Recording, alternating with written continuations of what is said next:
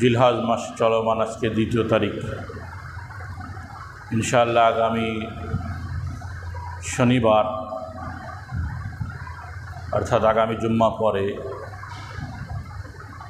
গুরুত্বপূর্ণ একটা ইবাদত কোরবানি আমাদের সামনে আসতেছে। কোরবানি গুরুত্ব কতটুকু, কী পরিমাণ, শুধুমাত্র রসুল করিম সাল্লাল্লাহু আলাইহি ওয়াসাল্লামের একটা আমল, যে রসুল হিজরতের পর থেকে নিয়ে অর্থাৎ কোরবানির বিধান আসার পর থেকে নিয়ে মৃত্যু পর্যন্ত কোনো বছর কুরবানি ছাড়েন নাই। ইবনে ওমর রাদিয়াল্লাহু তাআলা আনহু বলেন যে রসুল করিম সাল্লাল্লাহু আলাইহি ওয়াসাল্লাম মদিনায় 10 বছর অবস্থান করেছেন, 10 বছরই কোরবানি দিয়েছেন। এই জন্য কোরবানি এটা ওয়াজিব বিধান, এতে কোনো সন্দেহ নাই। রসুল করিম সাল্লাল্লাহু আলাইহি ওয়াসাল্লাম বলেন, যে ব্যক্তির উপরে কোরবানি আসে, সচ্ছল যাকে বলা হয়, মান ওয়াজাদালাহু সাআতান, যার সচ্ছলতা আছে, ওয়ালাম ইউযাহি, কিন্তু কুরবানি করে নাই, সেজন্য আমাদের ঈদগাহে না আসে। অর্থাৎ মুসলমান যখন ঈদগাহে না আসার বিধান শরীয়তের পক্ষ থেকে দেওয়া হয়, অর্থ হলো সে মুমিন না। কারণ ঈদগাহের বিধানটা হলো মুমিনদের জন্য, মুসলিমদের জন্য। এখান থেকে কুরবানির গুরুত্ব বুঝে আসে যে কোরবানি এটা ওয়াজিব বিধান। হ্যাঁ, একটা কথা নিয়ে অনেকেই বলে ফেলে যেটা সুন্নাত। ক্বালা আসহাবু রাসূলিল্লাহি সাল্লাল্লাহু আলাইহি ওয়াসাল্লাম মা হাযিল আযহাহি ইয়া রাসূলুল্লাহ। সাহাবা একরাম জিজ্ঞাসা করলেন, ইয়া রাসূলুল্লাহ, কুরবানি কি?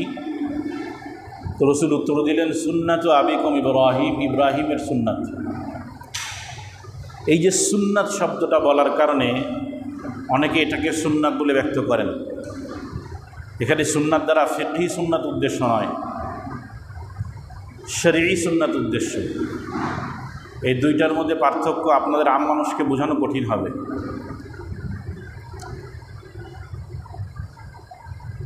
যতটুকু সহজ বোঝাইতে, যতটুকু সহজ হবে সেইভাবে বোঝানোর চেষ্টা করতেছি। উদাহরণস্বরূপ, আমরা যত নামাজ পড়ি, ফরজ ওয়াজিব যত বিধান, সব সুন্নাহ, সব কি সুন্নাহ। এটাকে শরীয়তের সুন্নাহ বলা হয়। শরীয়তের সুন্নাহ বলা হয় আত-তারিকাতুল মাসলুকাতু ফিদ-দীন, দ্বীনের অনুসরণীয়, অনুকরণীয় রাস্তা। সুতরাং কোরআন এবং সুন্নাহ আমাদেরকে যত বিধান দিছে ওগুলো মানা, আর যতগুলো নিষিদ্ধতার পথ দিছে ওগুলো ছাড়া, এটাও সুন্নাহ। আর ফিকহি পরিভাষায় সুন্নাহ বলা হয় কোরআন সুন্নাহ যে বিধান দিছে কিন্তু ওয়াজিব বা ফরজের শুরুতে দেয় নাই, ওয়াজিব বা ফরজের শুরুতে দেয় নাই, এটাকে ফিকহি পরিভাষায় সুন্নাহ বলে। যেমন আমরা নামাজের আগে পরে সুন্নাত পড়ি, এটা অতিরিক্ত, এটা সুন্নাত, এটা ফরজ ওয়াজিব না, একে বলা হয় পরিভাষায় সুন্নাহ। তো এই সুন্নাত আবিকুম ইব্রাহিম, তার উদ্দেশ্য হলো শরীয়তের সুন্নাহ তথা পালন করা জরুরি, এটা পালন করতে হবে। সুতরাং আমাদের পিতা ইব্রাহিম আলাইহিস সালাম যেহেতু কোরবানির এই রীতি চালু করে গেছেন, এর আগেও কোরবানি ছিল, প্রত্যেক উম্মতেরই কোরবানি ছিল। কোরবানি এই জন্য ছিল কারণ কোরবানির মাধ্যমে সম্পদের কোরবানি দিতে হয়, আর আল্লাহর রাস্তায় খরচ করাটাই আল্লাহর কাছে পছন্দনীয়। জাকাত বলেন, ফিতরা বলেন, হাজ বলেন, মান্নত বলেন, এসব আল্লাহর কাছে পছন্দনীয় ইবাদত কোরবানি। তো এই জন্য আল্লাহ তাআলা এই আমলগুলোকে বেশি পছন্দ করছেন। কোরবানি যেহেতু মালে ইবাদত, তো হার উম্মতকে দেওয়া হয়েছে, ولكل أمة جعلنا منسكا ليذكروا اسم الله على ما رزقهم من بهيمة الأنعام প্রত্যেক উম্মতকে নুসুক দেওয়া হয়েছে, সব উম্মতকে কুরবানি দেওয়া হয়েছে, যাতে করে আল্লাহ তাআলার দেওয়া রিজিক চতুর্ভুজ জন্তুর উপরে তোমরা আল্লাহর জিকির করতে পারো। জবাই করার সময় জিকির করতে হয় না, নাহলে তো হালালই হবে না। বিসমিল্লাহ আল্লাহু আকবার যদি কেউ ইচ্ছাকৃত ছেড়ে দেয় প্রাণে হারাম হয়ে যাবে। সেই জন্য প্রত্যেক উম্মতকে কুরবানি দেওয়া হয়েছে। তো এই উম্মতের কুরবানির শ্রেষ্ঠত্ব হলো যেটা কুরবানির মাধ্যমে আল্লাহ তাআলা উম্মতদেরকে মেহমান বানাইছেন, বান্দাদেরকে কি বানাইছেন? মেহমান বানাইছেন। আমরা ওই দিন আল্লাহর মেহমান। কুরবানির যত ফজিলত আছে, সবথেকে বড় ফজিলত এইটা। রোজার ঈদ বানাইতেছি কেন? ওই দিন ইয়াউমুল জাযা, আল্লাহ তাআলা আমাদেরকে প্রতিদান দেন, এই জন্য আমরা খুশি, তো খুশি মানাই। আবার কুরবানির দিনে ঈদ বানাই কেন? ওই দিন আমরা আল্লাহর মেহমান। হার উম্মতকে কুরবানির বিধান দেওয়া হয়েছে, এই উম্মতকেও কুরবানির বিধান দেওয়া হয়েছে, কিন্তু অন্য অন্য উম্মতের সাথে এই উম্মতের পার্থক্য আছে।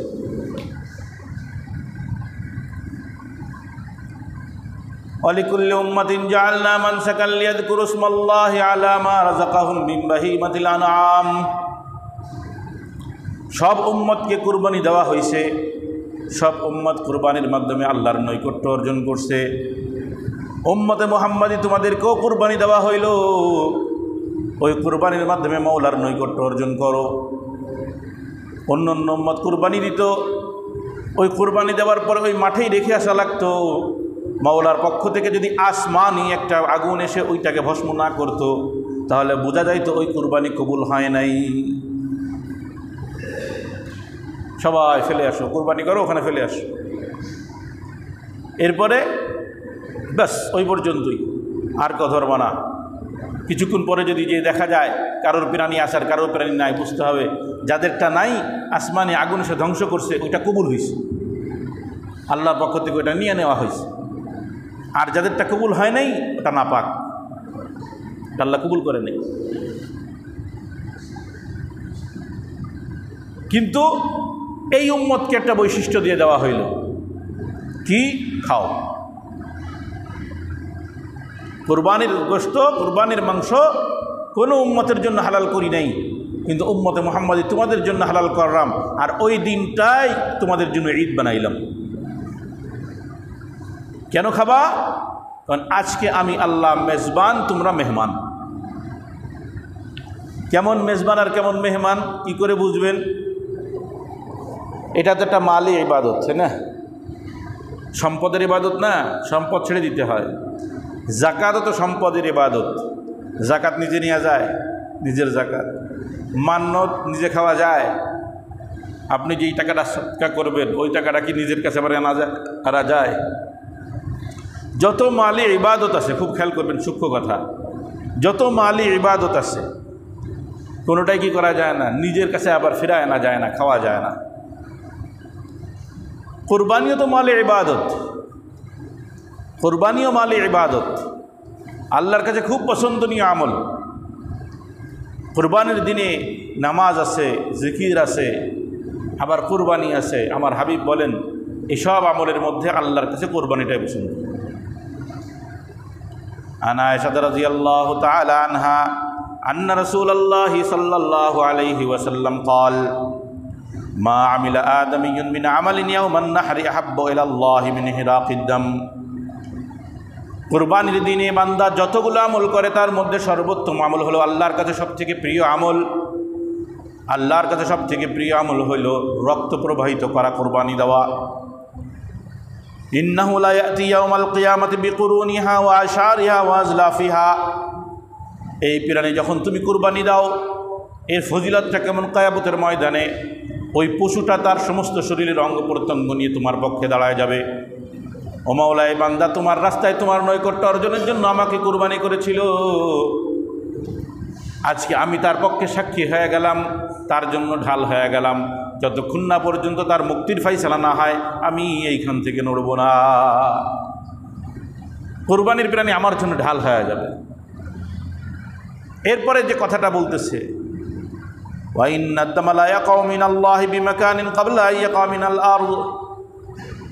কুরবানির প্রাণী যখন বান্দা কুরবানি করে, প্রথম ছুরিটা চালানোর সাথে সাথে একটা ছিটকা রক্ত বের হয়ে মাটিতে পড়ে। আল্লাহর হাবিব বলতেছেন ওই গলার প্রথম রক্তটা মাটিতে পড়ার আগেই আল্লাহ তাআলার কাছে ওই প্রাণী কবুল হয়ে যায়। এটা কার হয়ে যায়? আল্লাহর হয়ে যায়। ওটা আল্লাহর, এখন আর তোমার না। কুরবানি যখন করে দিছো ওটা কার? ওটা আল্লাহর। ফাতিবু বিহা নাফসা, খুশি মনে এই আল্লাহর রাস্তায় কুরবানি করো। তাহলে এই হাদিস থেকেও বোঝা গেল প্রাণী কার? আল্লাহ। মাল যখন কোরবানি দিলেন, সদকা করলেন, দান করলেন, ওটা আর আপনার থাকে না। ঠিক কুরবানির প্রাণী কেনার পরে যখন জবেহ করলেন ওটা আপনার না, ওটা আপনার না। আপনার মালিকানা শেষ, আপনার পৃথিবীর মালিকানা শেষ। এখন আল্লাহ বলতেছেন হ্যাঁ ওটা এখন আমার, এখন ওটা আমার। সুতরাং আমার পক্ষ থেকে এখন হুকুম, কুলু খাও, ওয়াতইমু অন্যকে খাওয়াও, খাও অন্যকে খাওয়াও। আজকে এখন আমি মেজবান, প্রাণী আমার নামে উৎসর্গ করছে, ওটা আমার মালিকানায় চলে আসছে। এখন তোমাদের কাজ হলো ওটা খাও। তাহলে ওই দিন আমরা আল্লাহর কি হয়ে গেলাম? মেহমান হয়ে গেলাম। এটাই হলো কুরবানির ঈদের সব থেকে বড় ফজিলত। আরে ভাই, এখন ডক্টর ইউনূস সাহেব যদি খুলনা একটা বড় প্রোগ্রাম করে যে উনি আসতেছেন, এরপরে বিশেষ বিশেষ খুলনার বিশেষ বিশেষ ব্যক্তিদেরকে উনি দুপুরবেলা মেহমানদারি করবেন। এখন সেখানে মনে করেন আমাদের মসজিদের মুসল্লিরা আপনাদের মনে করেন কয়েকজনের দাওয়াত দিছে, সবাইরা দায় নাই। কয়েকজনে যারা দাওয়াত দিছে তারা কাউকে বলুক আর না বলুক, কাউকে মুখে বলুক আর না বলুক, মনে মনে একটু খুশি লাগবে না যে আমিও তো এমন একজন পার্সন যে প্রধান উপদেষ্টা এসে আমাকে দাওয়াত দেয়।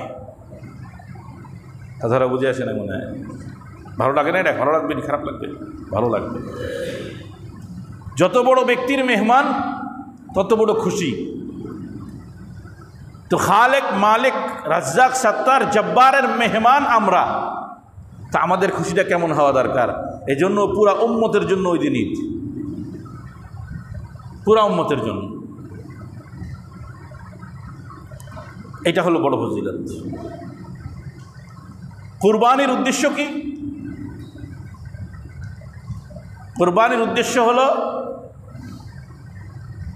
প্রাণী আমি জবেহ করব, খাওয়া আমার জন্য খাওয়াও হালাল করে দেওয়া হয়েছে।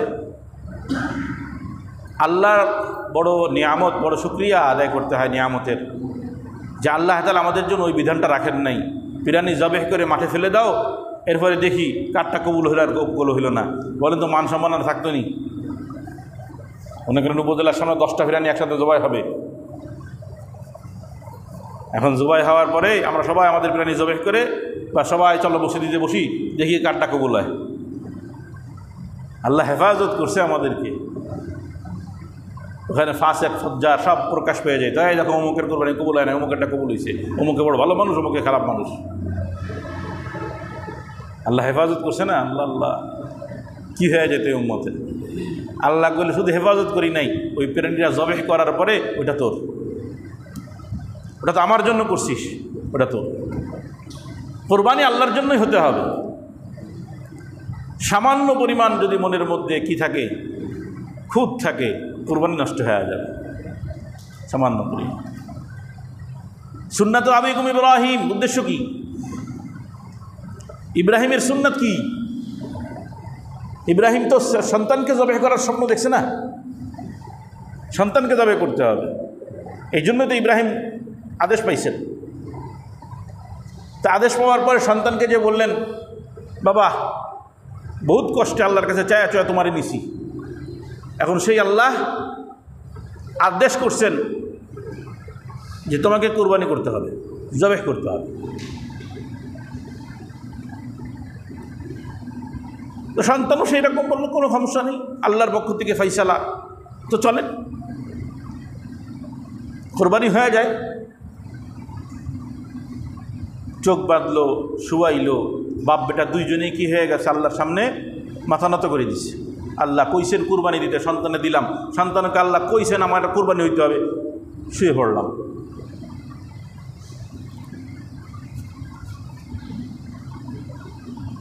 দুই বাপ বেটা আল্লাহর সামনে মাথা নত করে ফেলছে। ফালাম্মা আসলামা ওয়া তাল্লাহু লিল জাবিন, বাপ বেটা উভয় আমার সামনে মাথা নত করে দিল। ওয়া তাল্লাহু লিল জাবিন, ইব্রাহিম সন্তানকে পার্শ্বের উপরে শোয়াই দিল, জবেহ করবে। ওয়া নাদাইনাহু ইয়া ইব্রাহিম কদ সাদ্দাকতার রুইয়া, সন্তানকে জবেহ করার জন্য শোয়াইছে, ছুরিও চালাই দিছে। ছুরি চালানোর পরে বাপের চোখ বন্ধ, খোলার পরে দেখে সন্তান কুরবানি হয় নাই, সন্তান দূরে দাঁড়ানো। জান্নাতি এক দুম্বা কুরবানি হয়েছে। ইব্রাহিম আলাইহিসসালাতু ওয়াসসালাম ভীত সন্ত্রস্ত হয়ে পড়ল, হইলটা কি? জবেহ তো করার কথা ছিল সন্তানকে। মাওলার পক্ষ থেকে আওয়াজ এসে, ওয়ানাদাইনাহু ইয়া ইব্রাহিম কদ সাদ্দাকতার রুইয়া, ও ইব্রাহিম স্বপ্ন বাস্তবায়ন করে ফেলেছ। সন্তান জবে হয়েছে নি? আদেশ তো হইল সন্তানকে জবে করতে হবে, সন্তান জবে হইল না। এরপর আল্লাহ বলছেন কদ সাদ্দাকতার রুইয়া, কোরবানি হয়ে গেছে, স্বপ্ন বাস্তবায়ন হয়ে গেছে। স্বপ্নের মাধ্যমে, ওহীর মাধ্যমে তোমার কাছে যে আদেশ আসছে ওটা পূর্ণ হয়ে গেছে। তাহলে বোঝা গেল আদেশ ছিল সন্তানকে কুরবানি করা, হয় নাই, কিন্তু উভয় আল্লাহর সামনে মাথা নত করে দিছে। ফালাম্মা আসলামা, এটাই হলো কুরবানির মূল মাকসাদ। সুন্নাত আবিকুম ইব্রাহিম, কেন ইব্রাহিমের সুন্নাতটা কি? ইব্রাহিম তো দুম্বা জবে করছিল, তাও জান্নাতি দুম্বা। তো ইব্রাহিমের সুন্নাত যদি নিতে হয় তো গরুও বাদ, মহিষ বাদ, উট বাদ, সব বাদ, শুধু দুম্বা যাও। আর খুব কম জায়গাতে জান্নাতি দুম্বা পাওয়া যায়, এবং সে তো দুম্বা জবেহ করার জন্য ছুরি চালাই নাই, ছুরি চালাইছে আল্লাহর আদেশ পালন করার জন্য। সন্তানও গলা উঁচু করে দিছে, নাও জবেহ করো, কারণ আল্লাহর আদেশ। আল্লাহ কি সুন্দর প্রশংসা করে দিলেন, ফালাম্মা আসলামা, বাপ বেটা দুইজনে যখন কি হয়ে গেছে, মাথা নত করে দিছে, কোনো টেনশন নেই, কোনো টেনশন নাই, আল্লাহ রাজি হয়ে গেছে। কদ সাদ্দাকতার রুইয়া, তোমার স্বপ্ন বাস্তবায়ন হয়ে গেছে। এটাই কুরবানির মূল মাকসাদ। কুরবানিতে গরু দিলেন না মহিষ দিলেন, উট দিলেন না ছাগল দিলেন, ওই প্রাণী কার কত বড়, কত লাখ টাকার গরু, কত লাখ টাকার সম্পদ, ওইটা জরুরি নয়, বরং জরুরি হলো তাকওয়া। জরুরি হলো কি? এই জন্যই তো আল্লাহ তাআলা বলেন, ইন্নামা ইয়াতাকাব্বালুল্লাহু মিনাল মুত্তাকিন, আল্লাহ কেবল মুত্তাকিনদেরই কুরবানি কবুল করেন। রহস্যই আছে একটা, মুত্তাকিনদেরই কুরবানি কবুল করেন। লা ইয়ানালাল্লাহু লুহুমুহা ওয়ালা দিমাউহা ওয়ালাকিন ইয়ানালুহুত তাকওয়া মিনকুম, তোমরা কোরবানি করছো, ওই মাংস আমার কাছে আসে না, ওই রক্ত আমার কাছে আসে না। ওয়ানালিহুত তাকওয়া মিনকুম, বরং তোমার দিলের ভিতরে তাকওয়া, আল্লাহর যে ভয়, আল্লাহর আদেশ পালন করার যে ইচ্ছা, আল্লাহর নিষিদ্ধ কাজ থেকে নিজেকে বাঁচায় রাখার যে ইচ্ছা, এই ইচ্ছা শক্তিটা আমার কাছে আসে। তাহলে মূল লাগবে হলো তাকওয়া। কোরবানি যেভাবেই করেন, কোরবানি হওয়া লাগবে একমাত্র আল্লাহর জন্য। আজীব গরিব ব্যাপার, সামনে মাসালায় যখন আলোচনা করব ইনশাআল্লাহ, তখন দেখবেন 7 শরীকের একজনের মধ্যেও যদি কোনো খুঁত থাকে, একজনের মধ্যে, তো 7 জনের কুরবানি নষ্ট। কত খতরনাক! মানে আল্লাহ তো বলছেন আমি মুত্তাকিনদেরটা কবুল করি, এখন 7 জনেরই মুত্তাকি হওয়া লাগবে। বড় কঠিন পরীক্ষা। 7 ভাগে কুরবানি দেওয়া ভালো, কিন্তু আমাদের জামানা অনুযায়ী বড় রিস্ক। এই জন্য উলামা একরাম এখন বলে যে আলাদা দেওয়া উত্তম। মাসলা যখন বলবো ইনশাল্লাহ। যেমন গরুর এক ভাগের দাম আসতেছে 20,000 টাকা, খেয়াল করেন, আর একটা খাসির দাম আসতেছে 30,000 টাকা। তো মূল মশলা যেটা শরীয়তের মৌলিক মশলা হলো, হ্যাঁ দাম বেশি ছাগলের তো ছাগল দাও, আর না গরুর এক ভাগে বেশি ছাগলে কম, তাহলে গরুর ভাগে দাও, মশলা এইটা। কিন্তু এখন উলামা একরাম বলতেছেন যে বর্তমান যে ফিতনা ফাসাদের জামানা, এত বেশি রিস্ক, ঘরে ঘরে যেই পরিমাণ হারাম ঢোকা শুরু করছে, এমনভাবে সমিতি তারপরে আরও যা যা করে হাবা যাবা, এগুলোর মাধ্যমে যেভাবে মানুষ হারামের মধ্যে জড়াই পড়তেছে, যেন ভাই একা দাও, তোমারটা হারাম হইলে আমরা বাঁচলাম, আমাদেরটা হারাম হইলে তুমি বাঁচলে। এরপরেও মাসলা আসে, ইনশাল্লাহ জানাবো। অধিকাংশ যদি হালাল হয় ইনকাম, তাহলে সেক্ষেত্রে তার সাথে কোরবানি করা যাবে। তো মূল কুরবানির মূল বিষয়টা হলো আল্লাহর কাছে আমার কোরবানিটাকে কবুল করানো। আল্লাহ বললেন ইন্নামা ইয়াতাকাব্বালুল্লাহু মিনাল মুত্তাকিন, আল্লাহ কোরবানি কবুল করেন মুত্তাকিনদের। সুতরাং কোরবানিটা একমাত্র আল্লাহর জন্য যদি না হয়, তাহলে কোরবানির কোনো মূল্য নেই, কোনো মূল্য নেই। হ্যাঁ, শরীয়তের মাসলা অনুযায়ী খাওয়া হালাল, যদি ওই খাওয়া হালাল না হইতো তাহলে আপনার খবর ছিল, কারণ মাঠে পচতো আর সবাই দেখতো, এই অমুক সাহেবের কোরবানি দেওয়া কবুল হয় নাই, অমুক সারের কোরবানি কবুল হয় নাই, অমুক হুজুরের কোরবানি কবুল হয় নাই, মান সম্মান থাকতো নি। মনে করেন আল্লাহ হেফাজত করুক। আমি আমার এত উদাহরণ দিই, খদিব সাহেব বিশাল এক হুজুর, কি ওয়াজটা দেয়, কারণ খদিব সাহেব কোরবানি দিয়েছে, মসজিদ সামনে কবুল হয় নাই, চাকরি থাকবে নি আর, বুঝেন নাই, এই খদিবা থাকবে নি, ও হুজুর এত বড় হুজুর বক্তা, কি ওয়াজ করে, কুরবানি কবুল হয় না, দেখছেন? হায় হায় হায়, আল্লাহ কি নিয়ামত যে কোনো উম্মতকে এই সুযোগটা দেয় নাই। কয় না না না, কুরবানি করছো আমার নামে করো, খাই ফেলাও, আমি মেজবান তুমি মেহমান।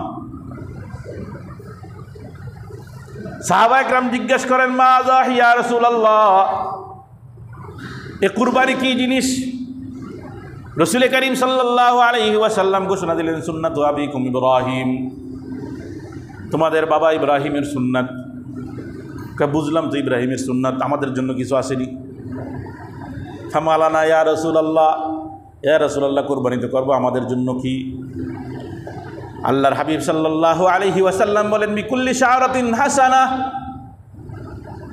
কুরবানির প্রাণীর যতগুলো গায়ে লোম আছে প্রত্যেকটা লোমের বিনিময়ে একটা করে নেকি আসবে, প্রত্যেকটা লোমের বিনিময়ে। সাহাবা একরাম অবাক, বলে কি? ফাসুফিয়া রাসূলুল্লাহ, যে লোমওয়ালা প্রাণী, ভেড়া দুম্বা যেগুলো লোম বেশি হয়, এগুলো? আমার হাবিব বলেন, বিকুল্লি শাআরাতিন মিনাস সুফি হাসানা, লোমওয়ালা প্রাণীর প্রত্যেকটা লোমের বিনিময়ে, চুলের বিনিময়ে আল্লাহ তাআলা একটা করে নেকি দিবেন। কেন করবো না কোরবানি? অবশ্যই করব। কোরবানি ওয়াজিব হইলে তো করবই, না হলে তো মায়ের আছে, মায়ের। এখন হুজুরদের ক্ষমতা নাই, তাই হুজুরা মারতেছে না, হুজুরা ক্ষমতা আসলে মায়ের খাওয়া লাগতো। এই জন্যই তো হুজুর আপনাকে ক্ষমতায় আনি না, নামাজ না পড়লে পিটাবেন, কোরবানি না করলে মাল লাগাবেন। এই জন্য ইউনুস আবাস ওইটাই ভালো, আওয়ামী লীগ ছিল ওইটাও ভালো, বিএনপি আসুক সেটাই ভালো, নাকি? রসিকতা করলাম। আল্লাহ হেফাজত করুক। আরে হুজুরা মারবে না তো কী হয়েছে, কয়দিন পরে আল্লাহ পিটাইব। কোরবানি ওয়াজিব হয়েছে, নামাজ ফরজ হয়েছে, রোজা ফরজ হয়েছে, পালন করতেছো না, তো হুজুরা পিটাই নাই তো কী হয়েছে? আমি তো আসছি, আগুনের মুগুর আসছে, ওইটা দিয়ে পিটাও। আল্লাহ হেফাজত করুক, আল্লাহ আমাদেরকে মাফ করে দিই। আমিন বলেন না কেন? দোয়া করার সাথে সাথে আমিন বলবেন। যে কাউ যখনই কোনো দোয়া করবে, আল্লাহ তোমার ভালো রাখুক, এই করুক, এইরকম কোনো দোয়া আসার সাথে সাথে আমিন বলবেন। আমি আগে একদিন বলছি, কারণ বান্দা যখনই কোনো দোয়া করে, ফেরেশতারা আমিন বলে, আর ফেরেশতাদের আমিনের সাথে অন্য বান্দাদের আমিন মিলে গেলেই দোয়া কবুল হয়ে যায়। এই জন্য দোয়া যেই দোয়ায় আসবে সঙ্গে সঙ্গে আমিন বলবেন। আল্লাহ তাআলা হেফাজত করুক। মুহতারাম, এখন কথা হলো যে কোরবানি যদি ফরজ না হয় কোনো ব্যক্তির উপরে, কিন্তু তার কোরবানি দেওয়া সম্ভব, খেয়াল করেন, কোরবানির যে বিধান, ওই 3 দিনের ভিতরে নেশাব পরিমাণ মাল আসতে হবে, তাই তো? আকেল, বালেগ, মুসলমান এবং সম্পদের মালিক হওয়া, নির্দিষ্ট একটা সম্পদের মালিক, অর্থাৎ 52.5 তোলার রূপার সমপরিমাণ সম্পদের মালিক, ওই 3 দিনের ভিতরে 10, 11, 12 কোরবানির যে 3 দিন, কোরবানির ফজরের পর থেকে নিয়ে, কোরবানির দিনের ফজরের পর থেকে নিয়ে তৃতীয় দিন 12 তারিখ যেদিন কুরবানি শেষ হয়, ওই দিন সূর্যাস্তের আগ পর্যন্ত কারোর কাছে যদি কোনো এক সময়, এই 3 দিনের কোনো এক সময়, 2 রাত 3 দিন, কোনো এক সময় যদি কারোর কাছে 52.5 তোলা রূপার সমপরিমাণ মূল্য অথবা সম্পদ, জমি জমাও, এগুলো যদি কারোর থাকে, তাহলে কী হয়ে যাবে? কোরবানি ওয়াজিব হয়ে যাবে। অতিরিক্ত হতে হবে মৌলিক প্রয়োজনের। এই মৌলিক প্রয়োজন কি? যেটা না হলেই নয়, চলে না, জীবন চলেই না, এইরকম জিনিস ছাড়া সব অতিরিক্ত। এখন কথা হলো যে ব্যাখ্যা দেন, মৌলিক জিনিসের অতিরিক্ত কি? ব্যাখ্যার কোনো প্রয়োজন নেই। আপনি আপনারে প্রশ্ন করেন, আমার ঘরে বিশাল একটা জিনিস আছে, যে জিনিসটা আসলে আমার প্রয়োজন নাকি শৌখিন? নিজের কাছে প্রশ্ন করেন। মশলা শুনে কোনো লাভ নেই। মানুষ তো আজকাল মশলা শুনে কিছু জানেননি যে হুজুর যেন আমার পক্ষের মশলাটা কয়। যেমন মানুষের মশলা জিজ্ঞেস করার নিয়ম হলো, হুজুর এই মশলাটা কি বলেন তো? কিন্তু মশলা কেন জিজ্ঞেস করে জানেন? হুজুর এই হয়েছিল, এই ঘটছিল, এই হয়েছে, এই হওয়ার পর এই হয়েছে, বলতেই থাকে, যে এমনভাবে বলা শুরু করবে যাতে করে হুজুরের মাথার মধ্যে এই জিনিসটা তৈরি হয়ে যায়, মুফতি সাহেবের, যে মাসলাটা তোমার পক্ষে হবে, মাসলা আমার পক্ষে আসবে। এই রকম ধারণা নিয়ে প্রশ্ন করলে মাসলা কোনোদিন আপনার পক্ষে আসবে না। আগে নিজেকে তৈরি করেন। নিজেকে যখন তৈরি করবেন, দেখবেন মাসলা আপনার পক্ষে আইছে। কেন? আপনার পক্ষে আসলে ওটা পক্ষে মনে হবে, না পক্ষে আসলে ওটা পক্ষে মনে হবে, কারণ আপনি তো নিজেকে তৈরি করে ফেলছেন। সেই জন্য অতিরিক্ত কতটুকু সম্পদ, আমি এখন এই কথাই বলি সব জায়গায়, অতিরিক্ত সম্পদ কতটুকু আপনি নিজে হিসাব করেন। যে আপনার বাসায় বাড়িতে এই জিনিস না হলেই নয়, আপনার ঘর যেটা না হলেই নয়, আপনার জমি যেটা না হলেই নয়, আপনি নিজে হিসাব করেন। আর যার কোরবানি আসে নাই, কিন্তু সে যে ইনকাম করে, সেই ইনকাম অনুযায়ী তার মাস চলে যায়, কিন্তু যদি 5-7 হাজার 10 হাজারের ভিতরে যে একটা ছাগল কেনে বা ভেড়া কেনে, তো তার খুব বেশি চাপ পড়ে না, বেশি একটা সংসারে চাপ পড়ে না। তো এইরকম একটা ইবাদত কেন ছাড়বেন দেন? আমার তো এই যে আমরা ইমাম মুয়াজ্জিন, এগুলোর কি ইনকাম আপনারা তো দেখেন সামনে নাকি? আমি প্রত্যেক বছর 2টা দিই। একটা নফল, আমার উপরে কোনো ওয়াজিব নেই কোরবানি, আলহামদুলিল্লাহ। ওর পরিবার সম্পদ আমার নাই, আমার উপরে কোরবানি ওয়াজিব না, আমার পরিবারের উপরে ওয়াজিব হয়। যেহেতু স্বর্ণরূপা থাকে মহিলাদের, আমি আসলে বলবো যে মহিলাদেরই বেশি কোরবানি আছে। এই জন্য আজকে মাইক লাগাই দেবো, যাতে আমাদের মা বোনরা শুনতে পারে যে আমার পরিবারের উপরে ওয়াজিব। আর আমার একটা নফল, আমার আম্মা মারা যাওয়ার পরের থেকে নিয়ে আমি এই প্রায় 12 বছর সম্পূর্ণ আম্মার নামে প্রত্যেক বছর একটা করে কোরবানি করি, এটা নফল। তো অসম্ভব না, খুব কষ্ট কিছু না। আর আমরা যারা চাকরি করি, যারা ওরা বোনাসও তো পাই, বোনাস পায় না প্রায়, তো একটা কোরবানি করে ফেলেন না। এত বড়টা নেকির আমল, এত বড়টা আমল আমি কেন ছাড়বো? যে প্রত্যেকটা লোমে লোমে নেকি। আবার শুধু কোরবানি করবেন তার নেকি না, আল্লাহ যে কোরবানি করার পরে তো ওটা আল্লাহর। এখন আপনি খাবেন, হ্যাঁ খাইলেও নেকি, মেহমানদারি করাইলেও নেকি, দান করলেও নেকি। মানে কোরবানি সংশ্লিষ্ট যা আছে দেখেন, সব ইবাদত। কোরবানি করবেন ইবাদত, চামড়াটা দিয়ে দেবেন এতিমখানায়, ওটা ইবাদত। নিজে গোশ খাইলেন, ওটা ইবাদত। অন্যকে মেহমানদারি করলেন, ওটা ইবাদত। সব ইবাদত। কোনো কিছু ফেলনা নেই কোরবানির মধ্যে। মেহতারাম, এই জন্য যখন নিসাব পরিমাণ সম্পদের মালিক আমরা কেউ হব, 84,500 বা 85,000 মতন আসতেছে। আমি গত রবিবারে খবর নিয়েছিলাম। আবার আপনার কুরবানির ঈদের আগের দিন খবর নেবেন আপনারা, আর নেওয়ার দরকার কি, দেন না কুরবানি দিলি তো হয়ে গেল। হ্যাঁ, তো হিসাব নিয়ে নেবেন। রূপার দোকান যে, তাদের কাছে খবর নেবেন রূপার দাম কত যাচ্ছে, সেই দাম অনুযায়ী 52.5 তোলা রূপার দাম হিসাব করলে বুঝবেন নিসাব এসে গেছে।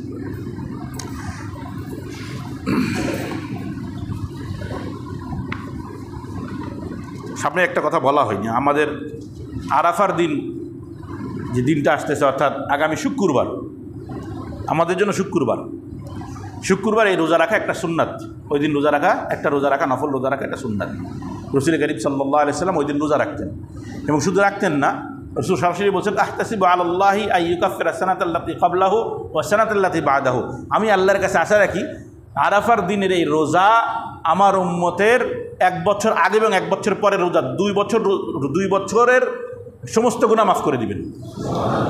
1 বছর আগের গুনাহ, 1 বছর পরের গুনাহ, পরপর 2 বছরের গুনাহ মাফ হয়ে যাবে। তো এই জন্য ওই দিন রোজা রাখার চেষ্টা করব। এরপরে ওই দিন অর্থাৎ যেদিন রোজা রাখবেন শুক্রবার, আগামী শুক্রবার, ওই দিন ফজরের পর থেকে নিয়ে, ফজরের নামাজের পর থেকে নিয়ে 13 তারিখ, 9 তারিখ তো শুরু, 13 তারিখ আসর পর্যন্ত, অর্থাৎ শুক্র, শনি, রবি, সোম, মঙ্গলবার আসর পর্যন্ত তাকবীরে তাশরিক পড়তে হবে নামাজের পরে একবার। নামাজের পরে একবার, পুরুষ মহিলা সবাই পড়বে, পুরুষরা জোরে জোরে পড়বে, একবার মাত্র। কি সেটা? আল্লাহু আকবার, আল্লাহু আকবার, লা ইলাহা ইল্লাল্লাহু, আল্লাহু আকবার, আল্লাহু আকবার, ওয়ালিল্লাহিল হামদ। শুক্রবার ফজরের নামাজ থেকে শুরু হবে, মঙ্গলবার আসরের নামাজে পড়ে শেষ হবে। আসরের নামাজ পর্যন্ত না, কিন্তু পড়ে আসরের নামাজের পরে পড়তে হবে, মাগরিব থেকে আর নাই। এটা ওয়াজিব, ভুলে গেলে ভিন্ন কথা। অনেকে এই মশলাটা বুঝি না, যে মসজিদের বাইরে চলে যাওয়ার পরে মনে পড়ে, তখন পড়ে না, ওটা নামাজের জায়গায় বসেই পড়তে হবে। এর আর কাজা নাই, সুইটে গেলে আর কোনো কি নাই, কাজা নাই যে পরে পড়ে দিবানি, এই সুযোগ আর নাই। মাসআলা শুরু করতেছি। এক তো মিরাসি সম্পদ, এই আপনার ইসের সম্পদের কথা বলে দিলাম, যে ব্যক্তির অতিরিক্ত সম্পদ হবে, অতিরিক্ত সম্পদের থেকে 52.5 তোলা রূপার সমমূল্যের সম্পদ যদি হয়, তার উপরে কোরবানি এসে যাবে। স্বর্ণ, রূপা, নগদ টাকা পয়সা, ব্যবসায়িক মাল এবং স্থাবর অস্থাবর সম্পত্তি সবগুলোর ভিতরে গণ্য হবে। যেমন আপনার একটা বাড়ি আছে, থাকার ঘর, আপনার 4-5 সন্তান নিয়ে আপনি একতলায় থাকেন, মানে এক বিল্ডিংয়ে থাকেন। এরপরও আরও বাজারে দোকান আছে, তারপরে ভাড়া বাড়ি দেওয়া আছে, এগুলো সব অতিরিক্ত। এগুলোর উপরে স্থাবর সম্পত্তি, এগুলোর উপরে জাকাত আসে না, কিন্তু কুরবানি আসে, হজ আসে, হজও চলে আসবে যদি সেই পরিমাণ সম্পদ হয়। মাঠে ফসলি জমি আছে, মাঠে যে ফসলের জমি, এই ফসলের জমিতে আপনার যে বাৎসরিক ধান আসে, চাউল আসে, এটা বাদে অতিরিক্ত যেই চাউল ধান, এগুলো হিসাব করতে হবে। এবং অতিরিক্ত যে অংশেই যে জমিগুলোতে ফসল হইতেছে, ওই জমিটাও হিসাব হবে। এখন দেখবেন অনেকের নগদ অর্থ নাই, কিন্তু এত পরিমাণ জমি জমা আছে যে তাদের উপরে কুরবানি আসে, কিন্তু তারা নিজেদের গরিব বলে প্রকাশ করে। আচ্ছা, যে আমরা গরিব মানুষ, আমাদের টাকা কই, মানে টাকা না থাকাকে তাকে গরিব বলে। জমি কত আছে? তবে 100 শতকের বেশি আছে, আছে তেমন, আসলে তারা তো লাগে না। আলহামদুলিল্লাহ, এগুলো মশলা বিভিন্ন জায়গায় আমি এখন বলতেছি, বলার পরে অনেকেই অবাক, হুজুর আমার তো এত জমি আছে, আমি তো জানি সব আমার লাগে, মানে ধান হয় বিক্রি করে দেয়, সব তো আমার প্রয়োজন, মানে সে সবটাকেই প্রয়োজন দেখাচ্ছে না। বাৎসরিক যে চাউল, এটা আসার পরে অতিরিক্ত যেই ফসল বলেন আর জমি বলেন এবং ভাড়া বাড়ি, এগুলো সব কুরবানি নিসাবের মধ্যে চলে আসবে। এগুলো তাদেরকে কুরবানি দিতে হবে। এক ফ্যামিলির একাধিক ব্যক্তি নিসাবের মালিক হয়। উদাহরণস্বরূপ, এক ফ্যামিলিতে 12 জন আছে, 10 জন আছে। এখন বাবা মা একসাথে ছিল, এতদিন বাবা মা আছে, তো সন্তানরা আলাদা হয় না, একসাথে আছে, এক ফ্যামিলি হয়ে বাপ মা বেঁচে আছে। তো এখন কুরবানি দেয় কী করে? যে একটা গরু কেনে। কয়টা গরু? একটা গরু কেনে। একটা গরু কিনে মাসে এবার কুরবানি দেয় 7 নামে। দেখা যায় গরুতে যে বাড়িতে যে 10-12 জন ফ্যামিলি আছে, লোক আছে, সদস্য, এদের মধ্যে 10 জনের ওপরেই কি কুরবানি এসে গেছে নিসাবের কারণে। বিশেষ করে বাড়ির বউদের ওপর তো আসেই, স্বর্ণ থাকে না তাদের, স্বর্ণ রূপা, কেন বিয়ে হয়ে আইসে তো কিছু স্বর্ণ রূপাও নিয়ে আইসে, সে স্বামী দিক আর বাপের বাড়ির থেকেই দিক, তার কিছু সম্পদ আছে। এখন দেখা যায় বউদের দিকে আর ঘুরেও তাকায় না, বউ তো বউ, পরের মেয়ে, জি না আপনার বাড়ি আছে, আপনার মেয়ে, এখন তার কুরবানির ব্যবস্থা আপনি করবেন, নাহলে স্বামী করবে। কথাটা বুঝছেন তো? হ্যাঁ, স্ত্রী যদি সম্পদ থাকে, স্ত্রী বলেন আমার করবেন, আমি দিয়ে দেবো, সেটা ভিন্ন কথা, কিন্তু স্বামীর অধীনে আসার পরে স্বামী কুরবানি দেবেন। তো এখন দেখা যায় 10 জনের কুরবানি আসছে, কিন্তু আপনি একটা গরু দিয়ে কি 7টা মেরে দিলেন। আমি একদিন জিজ্ঞাসা করলাম আমাদের এলাকারই একজনের, নাম বলতেছি না, যে তা আপনার কুরবানি হুজুর এবছর আমারটা আসবে না, কারণ এবছর আমার নাম বাদ, গত বছর আমার নাম ছিল। আমি বলেন কেন? আমি তাদের চিনি, যেহেতু আমি চিনি, আপনাদের মধ্যে একজন, তারা যেহেতু আমি চিনি, এই জন্য বললাম না না, তা তো সুযোগ নেই, গত বছর আপনার নামে কুরবানি, সেই জন্য এইবার হবে না। কেন? আব্বা বেঁচে আছে তো, তা আব্বা তো আমাদের একটাই গরু কিনে এভাবে দেয়। আমি বললাম না না না, আপনি তো নেশাবের মালিক, আলাদা ব্যবসা বাণিজ্য করে, বিশাল ব্যাপার, তারপরে তার খুলনায় বাড়িঘর আছে, সব কিছুতে বললাম তাহলে এরকম তো করা যাবে না। হুজুর তাহলে আমি কী করবো? আমি তো কুরবানি দেওয়াই লাগবে। ভাবিরটা তারও তো এই বছর না, আগামী বছর ঢুকবে। আমি বললাম যে ভাবির হালাত তো আমি জানি না, তবে আপনার হালাত শুনে বুঝতেছি ভাবির উপরে কুরবানি আসবে, কারণ সে যেহেতু অর্থওয়ালা মানুষ, সেই হিসেবে তো তার স্ত্রীকে সে স্বর্ণরূপা না দিয়ে রাখছেনি, আর জমি জমা থাকলে তো হইছেই। মানে মহিলাদের জমি মানে অতিরিক্ত, মহিলাদের জমি কি সাধারণত, সব না, সাধারণত এমনই হয় আমাদের ইসলামিক নিয়ম অনুযায়ী বা আমাদের এই দেশের পরিবেশ অনুযায়ী মহিলার স্বামীর অধীনে থাকে, স্বামীর সম্পদই খরচ করবে, স্বামীর সম্পদই তার সম্পদ। তাহলে সে যে সম্পদগুলো পাইতেছে এগুলো সব কি অতিরিক্ত, তার জমি জমা যা আসবে, বাপের বাড়িতে যা আসে। তো এই জন্য ফ্যামিলিতে যতজন সদস্য আছে দেখতে হবে সবার উপরে কুরবানি আছে কিনা। অনেক সময় আছে ছোটো ভাইয়ের উপরে কুরবানি নাই, তারপরে গতবার বড় ভাইয়ের নামে দিয়েছিল, এই জন্য একবার ছোটো ভাইয়ের নামে দেয়, হলো অথচ বড় ভাইয়ের উপরে কুরবানি আছে। তো ঠিক আছে, বড় ভাইয়ের নামে কুরবানি হবে, ছোটো ভাই তো খাচ্ছেই, একসাথেই তো ফ্যামিলি, মনের খুশি, সবার খুশি করে যে এই বছর তোমাদের নামে, আগামী বছর তোমাদের নামে হবে না। বরং কুরবানি কার উপরে ওয়াজিব? নিজের বাড়ির বৌমাকে জিজ্ঞাসা করেন তোমার স্বর্ণরূপা কী পরিমাণ আছে, তোমার জমি জমা কী পরিমাণ আছে, যদি বলতে মন না চায় বইলো না, হিসাব করো, হিসাব করে জানাও, কুরবানি দিলে কুরবানি দেওয়া লাগবে, নাহলে গুনাহ হবে। এত বড় বড় বালা মুসিবত আসবে, মালি সম্পদের হক আদায় না করলে আল্লাহ তাআলা বড় বড় বিপদ আপদ দেন। দেখবেন একবার হাসপাতালে যাবেন, একবারে 5-6 লাখ টাকা বেরোতে তারপরে আসতেছেন, কিছুই হয়নি, 5-6 লাখ টাকা চলে গেছে। এটা বেবরকতি, আল্লাহ হেফাজত করুন। অবন্টিত সম্পদ, এই মশলাটা বুঝেন খুব ভালো করে। আমাদের এই সমাজে এই সমস্যাটা আছে বিধায় বলতে হচ্ছে। বাবা মারা গেছে, ভাই বোন সব আছে, আমাদের দেশের নিয়ম অনুযায়ী, বা নিয়ম না মানে প্রচলিত হয়ে গেছে যে মামা মারা গেছে, বোনরা বিবাহ হয়ে বাপের শ্বশুরবাড়ি আছে না, এমন এরকমই তো হয়। মৃত ব্যক্তি মারা যাওয়ার সাথে সাথেই সম্পদ অটোমেটিক, তারা যারা উত্তরাধিকারী অটোমেটিক মালিক হয়ে যায়। সরকারের সইয়ের কাগজপত্র প্রয়োজন হয় না, দলিলের কোনো প্রয়োজন হয় না, অটোমেটিক আপনি মালিক হয়ে গেছেন। আপনারা 2 বোন 2 ভাই, বাবা মারা যাওয়ার সাথে সাথেই অটোমেটিক সম্পদ 4 জনের মধ্যে চলে গেছে। যদি মা থাকে মার মধ্যেও যাবে না, যারা যারা পাবে, আমি শুধু সন্তান দিয়ে উদাহরণ দিচ্ছি। এই 4 সন্তানের মধ্যে যে সম্পদ চলে গেল, বোন 2 জনই শ্বশুরবাড়ি। এখন আমাদের দেশের নিয়ম অনুযায়ী দেখা যায় সম্পদ সাধারণত ভাইদের দখলে থাকে, যেহেতু তারা সংসার করে, তারা ওখানে থাকে। দখলে থাকলেও মালিক কারা? বোনরাও মালিক আছে না, বোনরাও সম্পদের মালিক হয়ে গেছে। এই সম্পদ যদি অতিরিক্ত হয়, যে কোনো খরচ এখান থেকে বোন পায় না, লাগেও না, তাহলে এই অতিরিক্ত সম্পদের কারণে ওই বোনের উপরে কুরবানি এসে যাচ্ছে। ভাইদের উপরে আসবে সেটা ভিন্ন কথা, যদি মৌলিক হয় তাহলে আসবে না, আর যদি অতিরিক্ত হয় আসবে। তো বোনদের উপরে দেখা যায় বাপের বাড়ির যে মিরাসি সম্পদ এখনও পায় নাই, আমাদের বাংলাদেশের নিয়ম অনুযায়ী পায় নাই, কিন্তু শরীয়তের নিয়ম অনুযায়ী অটোমেটিক সে মালিক হয়ে গেছে। তো এই কারণে তার উপরে কুরবানি আসবে।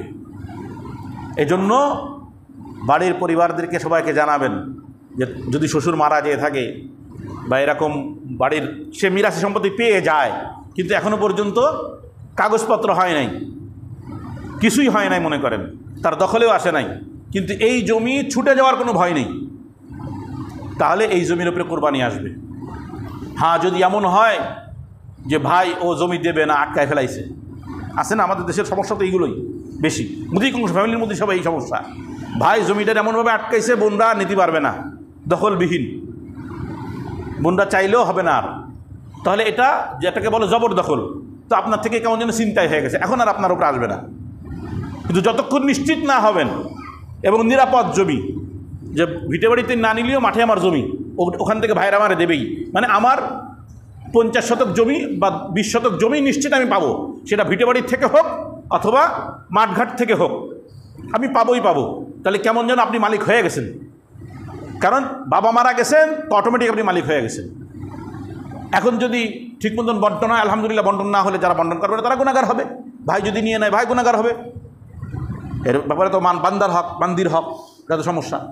তো এই জন্য এই জমিগুলোর হিসাব রাখতে হবে যে আমার স্ত্রী বাপের বাড়ির থেকে কী পরিমাণ জমির মালিক। তো সেই ক্ষেত্রে দেখতে হবে ওর মধ্যে কোরবানি আসে কি না, তাহলে কোরবানি আসলে কোরবানি দিয়ে দিতে হবে। কারণ এই মিরাসি সম্পত্তি মহিলারা হিসাবই করে না। আমার কথা বোঝেন নাই মনে হয়, আমার চোখে দেখা। আমি একজনকে ধরাই দিছি এবছরে, ধরাই দেওয়ার পর আমার জেনে আছে কিরে এটা আসলে তো আমাদের বাঙালিদের অবস্থা এরকম, মহিলারা তো বাপের বাড়ির সম্পদ হিসাবই করে না, যতক্ষণ ভাইয়েরা বসে বসে খাইতেছে হিসাবই করে না। আর এরপরে যখন লেখালেখি হয় 20-30-40 বছর পরে ছেলে ফেলে বড় হয়েছে, আবার মারামারি শুরু হয়, আমার জমি দাও। এতদিন আর লাগে নেই, এইবার যে আমার তো জমি আছে। তাহলে এই 20-25 বছর ধরে যে এই জমিগুলো ভাইয়ের কাছে ছিল, সে ভাই খাক আর যে খাক, মালিক তো আপনি, মালিক তো মহিলা, বাড়ির বউ, বোন। তো তার উপরে এই কারণে কোরবানি এসে গেছে। এই মশালাটা যদি কারোর খুদ থাকে আবার আমার কাছে আমাদের উপরে জিজ্ঞেস করে নেবেন।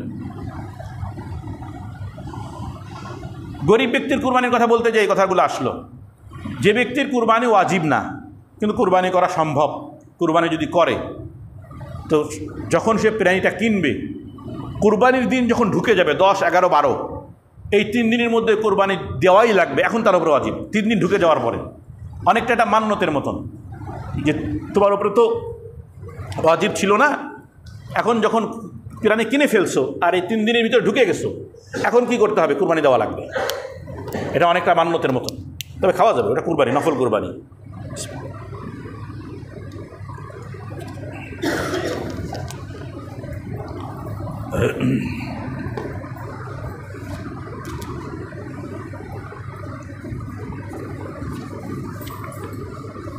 কুরবানির পশুর বর্ণনা আর আলোচনা করব না, আগামী সপ্তাহে ইনশাআল্লাহ। ফাজাইল বললাম, আর মাসলা মূল শুধু নিসাব কী পরিমাণ হবে, কিভাবে ওয়াজিব হবে, এটা জানাই দিলাম। এরপরে পশুর বর্ণনা সহ আরও যে সমস্ত বর্ণনা কুরবানির আগের দিন জুম্মা ইনশাআল্লাহ বিস্তারিত বলা হবে, ইনশাআল্লাহ সময়ের মধ্যে শেষ করব। তবে আগামী সপ্তাহ আগের থেকে বলেছি সময় লাগতে পারে। কুরবানির আগের দিন প্রত্যেক বছর আমি সময় নিই, আগামী বছর সময় লাগতে পারে। আজানের পরপরই উঠে যাব, এরপরে ইনশাআল্লাহ চেষ্টা করব আপনাদেরকে 1:30টার ভিতরেই নামাজ পড়ায় যাওয়ার। আমি চেষ্টা করবো আমার পক্ষ থেকে, আগের থেকে বললাম এই জন্য যে কেউ বলতে না পারে ওদের খিদে লেগে গেছে, ওই দিন রোজা রাখা লাগবে সবার। রোজা না ওই দিন, একটু আগে তো বললাম আরাফার দিন কী করতে হবে? রোজা রাখতে হবে, ওই দিন সবার রোজা। এই জন্য কেউ যদি কাজ খিদে লাগছিল, আপনি দেরি করে ছাড়ছেন, ওই কথা বলার সুযোগ নেই। আল্লাহ তাআলা আমাদেরকে তৌফিক দান করুক। আখির দাওয়ানা আলহামদুলিল্লাহি রাব্বিল আলামিন। সুন্নাত পড়ে